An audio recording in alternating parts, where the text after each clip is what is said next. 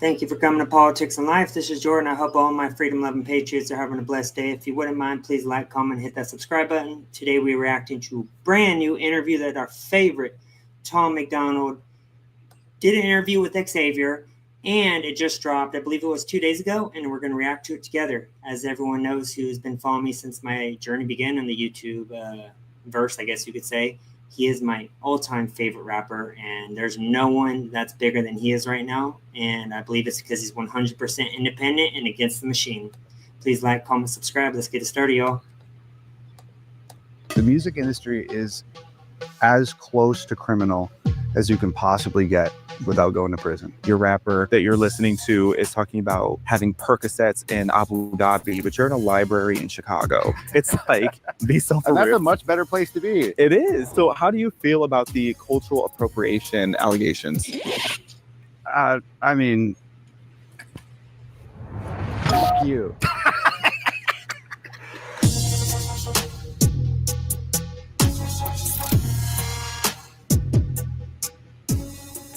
Hey everyone, I'm Xavier DeRusso from PragerU, and I'm here with recording artist, singer, and rapper Tom Macdonald. How you doing?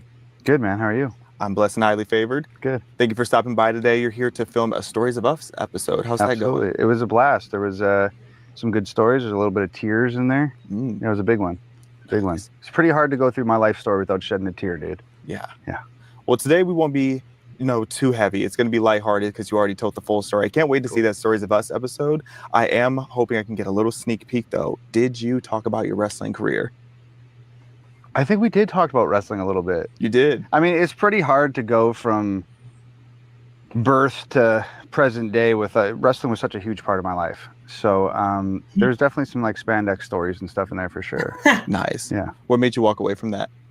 Man, the pro wrestling business is even more political than the political game.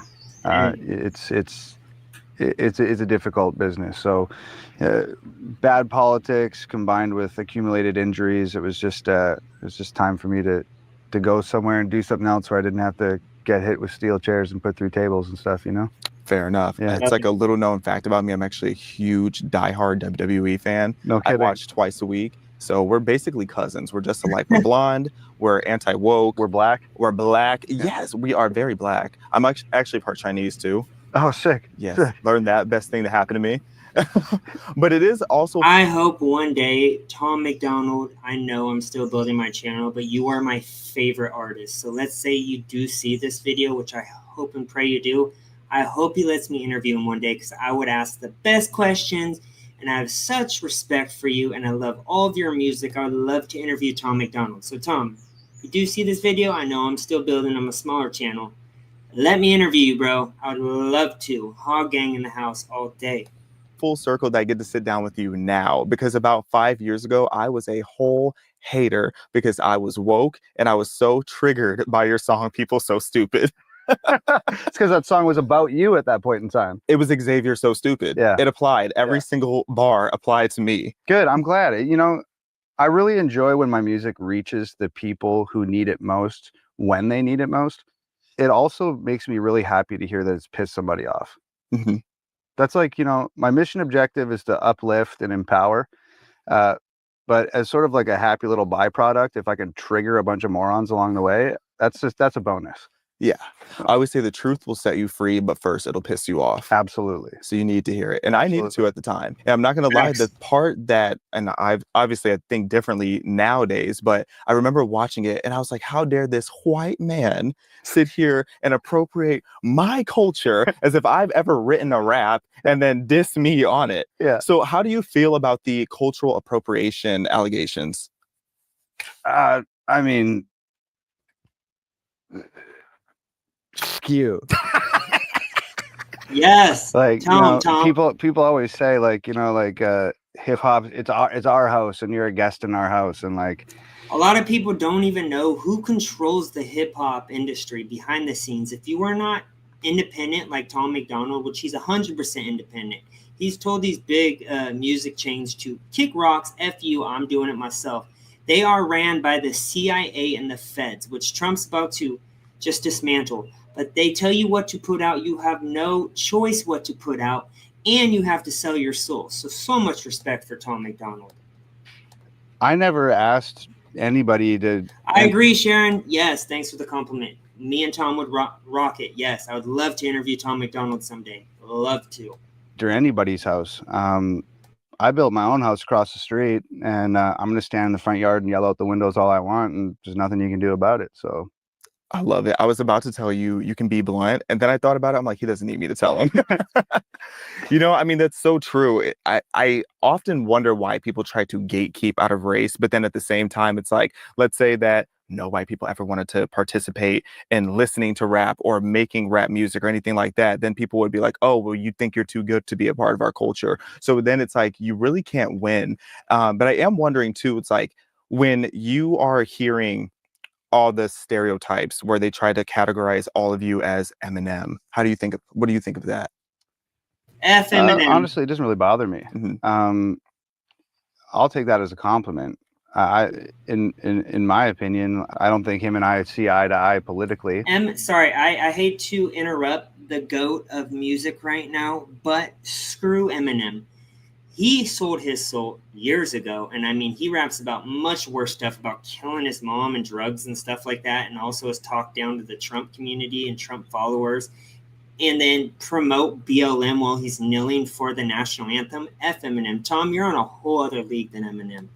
I don't think we'd ever going to be best friends or anything like that, but all that aside, he's one of the greatest rappers, white or black or yellow or brown or whatever, Until he sold out. to ever exist. Mm-hmm. So I mean, there's worse things to be compared to. Mm-hmm. People compare me to Macklemore sometimes, and I'm not too fond of that. So I mean, I'll take the Eminem thing. I mean, it's just, you know, Eminem's a white rapper. I'm a white rapper. If that's the line you want to draw, if surface level is as deep as you're gonna get, I mean, by all means. Fair enough. Do you feel like there is systemic racism behind the scenes as a white rapper in the hip hop world? I'm probably not the best person to ask about that because I make my own beats. I release my own music independently, from the song concepts to the beat production to the recording to the mixing and mastering to designing the t-shirts to distribution of the music to marketing, music videos. Like, it's all me and my girlfriend. Mm-hmm. So unless I wake up tomorrow and my girlfriend's a racist. Shout out to Nova Rockefeller. That is Tom's lady. She is the one that produces all the dope videos and effects in the background. Nova, you are a star as well. Man, I'd love to interview you and your girl, Tom. Just let me know when. I'll bring my girl. We could do it 2-on-2. Love it. And doesn't like me, I'm never going to have to deal with that because I built my own ecosystem outside of the music industry. So there's gatekeeping everywhere, and we talked about it in the Stories of Us at length and in depth. But you know, being independent is such a blessing because I get to avoid a lot of this stuff that maybe mainstream white rappers, Macklemores and guys like that, I get to avoid a lot of the stuff that I'm sure that they've gone through. You know, with the gatekeeping, does it get draining at a certain point where I feel like a lot of artists who speak out against the grain, or they're willing to not play all the industry, like play by the industry rules, I should say, they end up getting blackballed from the Grammys. They don't get invited to certain places. And they always say like, oh, I don't care. I don't need them anyway. But I feel like as an artist, more often than not, you don't believe that when you say that. You actually do wish that you could be getting the recognition that your work and the quality of your work deserves. How do you find that balance? Really comes down to like how you define sort of like success and like what your goals are in this thing, because we talked about this in Stories of Us as well, but there's artists out there, and I'm friends with some of them, who like their gauge, their measuring stick is like, I want to go to the parties and I want to walk the red carpet and I want to get the award and I want to shake hands with these guys and be on the radio and do this and do that. And like, that's fine. If that's what you want to do, if that's what your goal is, then who am I to, you know, to tear that down? Mm-hmm. That's not what it is for me. Mm-hmm. For me, like, I want to make sure my girlfriend's taken care of. I want to make sure my family's taken care of. I want to make sure my mom, my dad, my sister, my dogs, my brother-in-law, my sister's husband. I want to make sure that everybody's taken care of. And that's true. Sorry, I keep interrupting. God Mode by Tom Macdonald. He literally, and this is the first artist I've ever seen do this, he pulled out his whole family, his mother, his dad, and his sister, And they were actually in the music video where he says, my sister was having panic attacks, so I told her to quit her job and move to LA. My dad said I'd be something in the music industry, and I just bought him his new, like, a lifetime, the car he wanted his whole life. And then his mother would never get paid what she was well-deserved, so he retired her. He retired his mother, and he had all three of them walk out during that song. It's called God Mode by Tom Macdonald. There's no one like him, straight up. All good. And I've done that. I've turned down more deals than I can even remember at this point. I've gone head-to-head with the biggest that the industry has to offer, and I've beat them. Taylor Swift, Eminem, Drake, whatever. I beat them all on the Billboard charts. Just because my name's not up on the Billboard on Sunset and my music video is not playing in Times Square doesn't mean anything. Right. When it comes down to it, that's all marketing. And at the end of the day, the numbers aren't going to lie. And I've beat them tons of times. Yeah. So like, to me, it's like, these are people that my best friends I've had in my life for 10, 15 years. I don't know these people. These are strangers to me. I don't need their validation. I don't need an award. I don't need a handshake. I don't need a photo with you at a party. I literally don't care. So Sharon, the recent song Man in the Sky, I guess they did put that on the radio, but usually in the past he had one other song. It was R&B, and I guess a lot of people were calling and complaining to the radio station, either like, oh, he's anti-system, he's a Trump supporter, and they took that song off. So I believe technically this is the first time they've actually played a Tom Macdonald song on mainstream music, which it's about time. The garbage they put on the music, like mainstream music these days, like the radio stations, is just pure garbage. So I'd rather listen to Tom all day long than those people. Good now. 7 years ago, I lived in Crenshaw. I was plugging my fridge into my neighbor's house when they cut our power off because we couldn't pay the power bill. I come from having nothing. I just don't ever want to go back to having nothing. But what I've got now, I'm cool with. I literally, actually, I swear to you, on God, I do not give a shit. I'm good. I believe you 100%. There may be a lot of rappers and artists out there who say, "Oh, I don't need I don't need the award, and I don't need this," and secretly they're writing notes of affirmation and sticking them to their mirror. You're going to get a Grammy one day. That's not me. There's never going to be me. I could quit tomorrow and I'm good. You know, I can attest that I know for a fact that you've been beating out some of these top artists on the charts, because I will never forget when Facts came out with you and Ben Shapiro, and you were First off, let's be very frank. For the past few years, Tom has been destroying the music industry in all genres. There is no one that gets numbers like Tom Macdonald, straight up. And that's why everyone hates on him, because you can't beat him. He is so, not diverse, I don't like using that word, but he just has a range. He's done stuff that sounds like country, rap, R&B, hip hop, like rock, even like scream type music. There will never be anyone like Tom Macdonald. That's my opinion. But numbers, they don't lie. And the numbers, no one beats his type of numbers besides very, very few. With Meg Thee Stallion. And honestly, I think that's a perfect example of an artist that is truly marketing. Because if you really break down the numbers, a lot of artists like Meg Thee Stallion or Cardi B or even Travis Scott, I've seen their numbers can very much be traced to streaming farms and just excessive PR campaigns and just a lot of corruption that between Billboard and the radio industry and all these different elements of the industry. They're making it seem like everybody cares about these artists. But then the artists that are actually popular, who are independent, who don't have those huge systems behind them, it's like they're the ones that are actually building a core audience and making real progress and success and quality music. So I do want to ask you, like, are you familiar with the Spotify streaming machines and how these artists are manipulating the charts? Oh yeah. Like, we spoke about this in depth on Stories of Us, but these streaming platforms have relationships with the record labels. It's really easy to have. Yeah, country rap has taken over the game in regards to the rap industry. Independent country rap, like Adam Calhoun, Struggle Jennings, High Res, Burden, and then Tom Macdonald. He is at the top leading that charge. It's not even comparable at this point. I mean, the numbers are not even comparable because people are waking up and hopping off that CIA type stuff where they tell you the type of disgusting music to put out. Like Sexy Red, for example, we're talking about getting her booty hole licked in a song. It's just disgusting and degrading. No one wants to hear that. We want an actual positive message. Have 800 million monthly listeners, when Universal has an agreement with Spotify that every time artist A, B, or C drops a single, it's going to go on the 400 biggest playlists on earth, and we're just going to blow up that song. And like, you know, the stream farming thing is like a big claim, and I feel like it's a big enough claim that like you have to be able to prove that if you're going to say these guys are faking their streams. But even beyond outright faking the streams, when the record label that you're signed to has a relationship with Apple Music, has a relationship with Spotify, has a relationship with Tidal, and these companies are putting you on the biggest playlist that they have to offer, do you really have fans at that point? Or are these people just passively listening to your stuff through a playlist that they've subscribed to on their Spotify?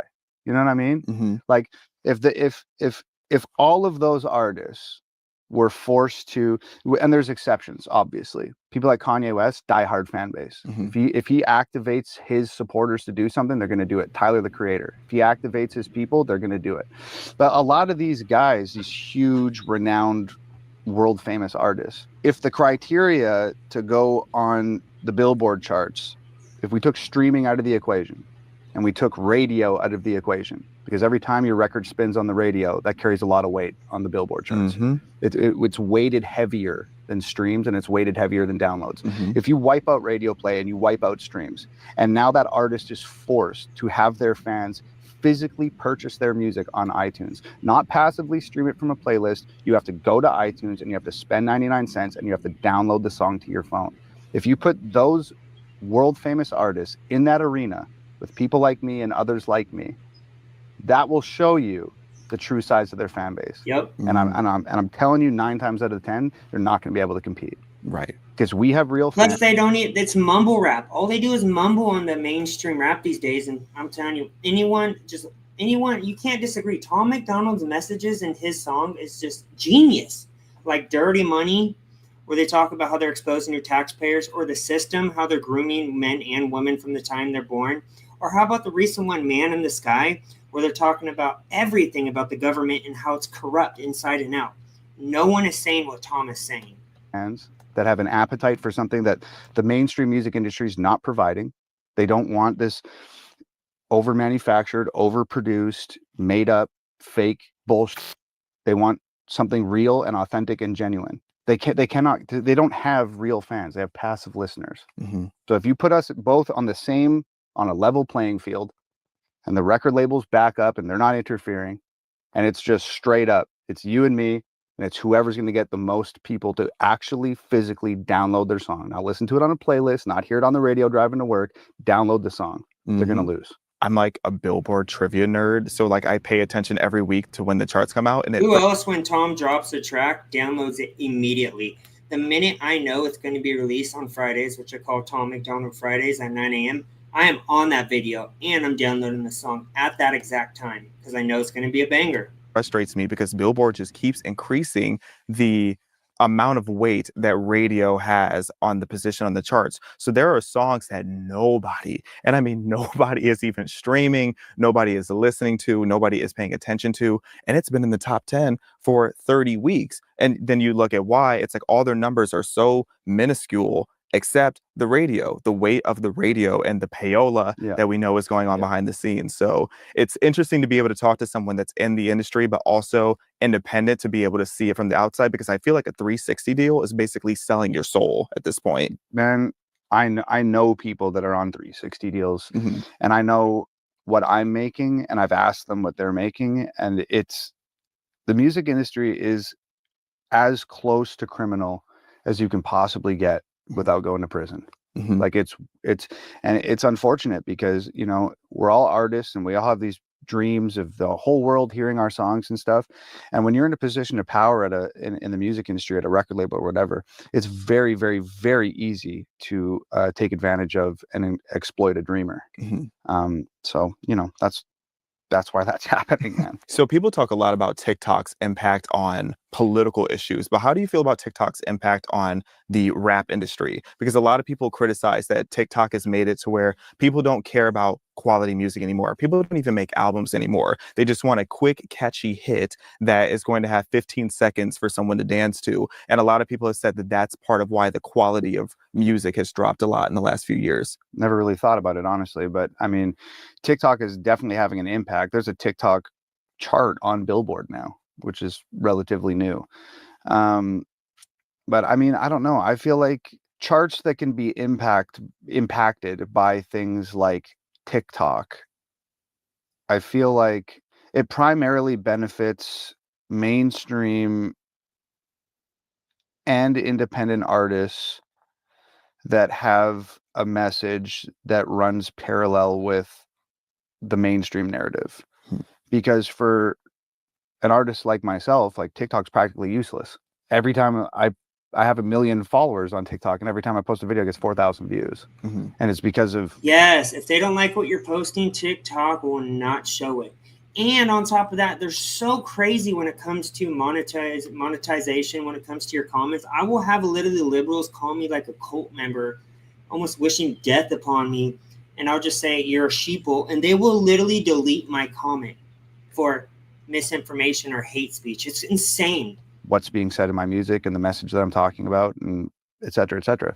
I've been banned on TikTok like a dozen times, and my account just continually just like reappears like all of a sudden. And I've never like put too much stake in it or thought about it too hard, or, you know, it's already hard enough like making a song with a message that a lot of my songs have, and then getting that video to even serve on YouTube, that like, and like the ridiculous community standards on YouTube, like if you have like a red cup in a video and you're at... I agree. YouTube standards are ridiculous. They will cater to the left, still owned by the left, and then they will just ban conservatives without any reasoning. I have gotten 3 what's it called, where they ban you for 2 weeks, 3 bans already for the dumbest stuff in regards to my opinion on COVID, and I'm going to leave it just at that alone. At a party scene, YouTube's like, oh, there's you're inferring that you're consuming alcohol, and like, and so you can't do that, and you can't have a firearm in the video, and you can't do this, and you can't do blood, and you can't. So it's like I'm already like suppressing my own visual art to allow it to exist on this platform so I can reach people, and like that's already too much for me. That's already exhausting. So I can't even put any thought or energy into like, oh, what's a 30-second thing that I can do in this song that's going to make a bunch of 13-year-olds that, you know, identify as pufferfish on TikTok dance to it. Like I can't. I really do appreciate that you have found truly the art form of putting messaging into your songs without it sounding gimmicky. Because I feel like certain people that, and I'm not going to throw shade at anybody, but some people try to put either political messaging or just like anti-woke messaging into their songs, and it sounds so cringe. I agree. Like, how is it that, is it just talent? It's like, is that just what it boils down to? Talent, being able to do it in a way that's so smooth? Because people will be sitting there dancing to your song, not even realizing that you're just destabilizing the government along the way. Yeah. Thank you. I don't know, man. I think that like I'm really self-aware.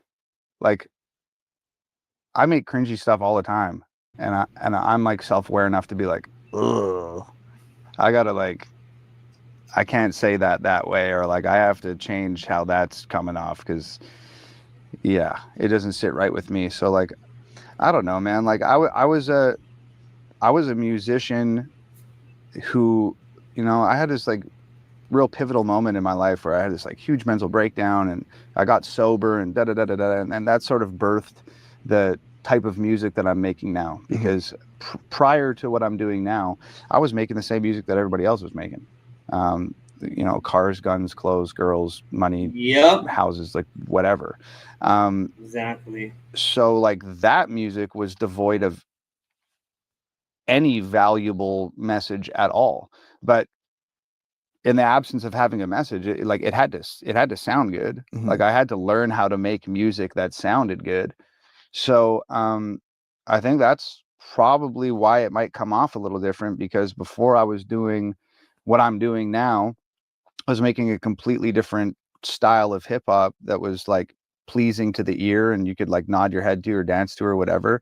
And then when emulating what was going on in those songs, emulating it in my real life, and drinking and partying and valuing the wrong things, et cetera, when that like almost like killed me and destroyed me, I had to figure out like, okay, I no longer want to make music that's going to do to other people what living this music has done to me. So what do I do? So I talk about the things that I speak about with my friends and my family, and I talk about stuff that's going to empower people instead of tear people down, and make music that's giving people information instead of reinforcing poor moral standard. And like with the sort of birth of the new message driven music I make, it's still got to be palatable and digestible and whatever. And I think I gained that skill set when I was making the prior music.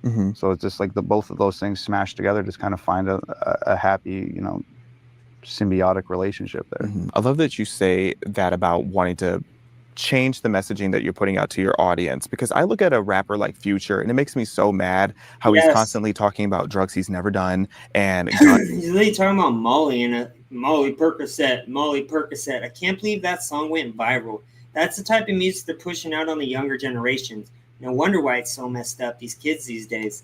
He's never held, and then he gets his followers and his audience, and not even just Future, but it's pretty much an industry standard at this point to popularize lifestyles that you are not living. You have these rappers out here talking about doing insane amounts of drugs and talking about ways of literally basically killing themselves, and yet they're going home living these conservative lifestyles. They're going home to their wife and kids, and they're not participating in any of this stuff that they're talking about. Sure. Do you think that that is a toxic industry standard that needs to shift, or do you think that that's something that's going to keep being pushed out? These guys know their demographic. Like, the biggest rappers in the world, they're not dumb. You don't get to be in a position like that if you're an idiot. Some of them do. Cardi B's not that smart. Yeah, she knows what's going on, though. You talk to some people and they say Cardi's a fierce businesswoman. Really? Yeah. She's an idiot. I talked to somebody 2 days ago that said that. Bought a car from this guy. Anyway, that's another story. They may be dumb, but they know who they're making music for. They recognize what the demographic is. And like 5 years ago, the demographic of hip hop was like 14 to 21-year-old white American youth. So as long as there is that demographic of people who think that what they're talking about is cool, they're going to continue making the music. It's just like it's a moneymaker. I think what's like most important is like where I went wrong was because I was young and impressionable, and I heard these people talking about the guns and cars and drugs and alcohol and all that stuff.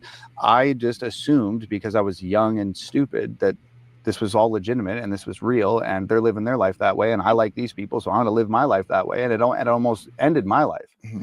So I think like I don't know if the answer is like there has to be some sort of culture shift or paradigm. The answer is there has already been a culture shift, and that has been with music. It's been with politics. The right is now, we are the culture on the right now. The left is just wokeism.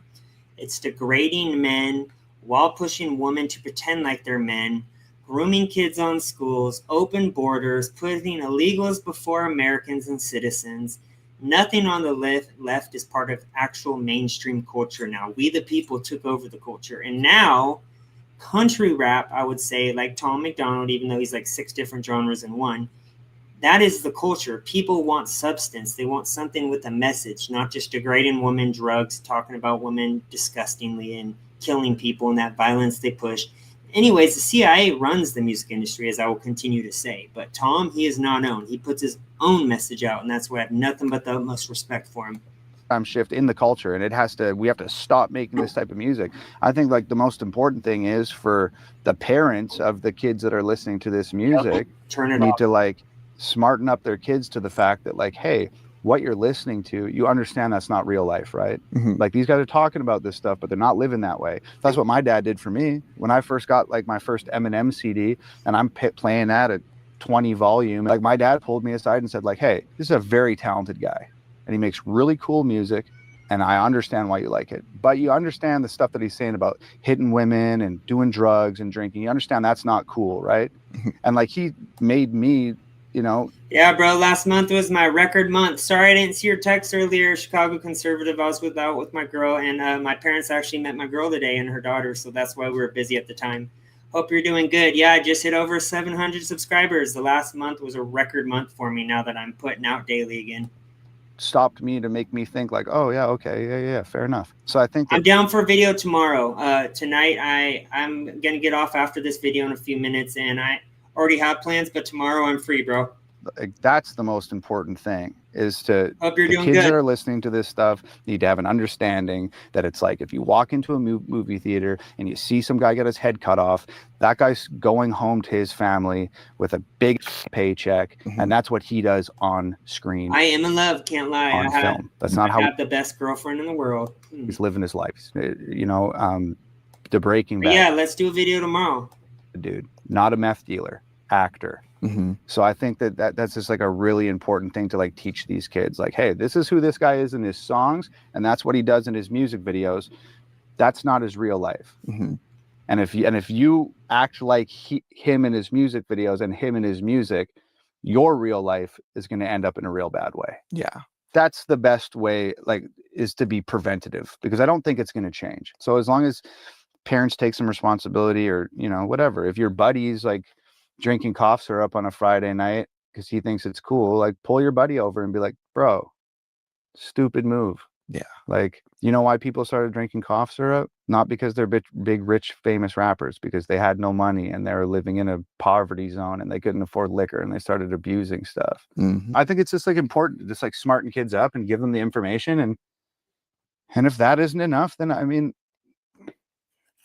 yeah, it's like you have to stop being so impressionable at a certain point. It's like, yes, I get it. Your rapper that you're listening to is talking about having Percocets in Abu Dhabi, but you're in a library in Chicago. It's like, be so and that's a much better place to be. It is. And it's like, and I'm not a prude when it comes to music. Like, I listen to all my little ratchet degenerate music too. I love my degenerate music, but that doesn't mean I'm out being a degenerate. To me, it's just alarming how there's such a push for it, because I do hear certain rappers talk about how they want to shift their subject matter, but it's like the label executives don't really give them that leeway. And I feel like right now, especially in Diddy's, because the CIA, with Diddy at the helm, was running the music industry all this time. Now that the music has shifted, we the people, as I say on the right, conservative, has taken over the culture. Music's shifting like never before, and we are finally putting out good message music again, and people are loving it. And so we're leaving that disgusting CIA ran rap behind, as we should, because it just messed up the younger generation. I'm just glad people are finally waking up. America, everybody's looking at who is like, where is this power structure coming from? Why is the industry so determined to not only destroy their audience, but their artists and their audiences are both getting harmed by all of this? I think the best way to be immune to the poisonous effects or the influential effects from the music is having the knowledge and just understanding what you're listening to. I think you can keep yourself pretty safe. I feel like, and I said this next door too, and a lot of people say, oh, you're a conspiracy guy or like whatever, but conspiracies always end up being true, first of all. So don't even try to backtrack that statement, Tom. You know it too. All these conspiracies always end up being true. That's why it's the word conspiracy. CIA is the ones that created that word to try to make people sound crazy, when in reality they were always right. I feel like the music industry, the mainstream media, the government, and whoever's behind that all work in like tandem. I think they all have a message and an agenda, and the kids that the music reaches, like, they don't watch like the news. They're not going to listen to like some guy on TV in a suit with white hair, 60 years old. Kid doesn't give a shit about that. They listen to Future. They listen to Cardi B.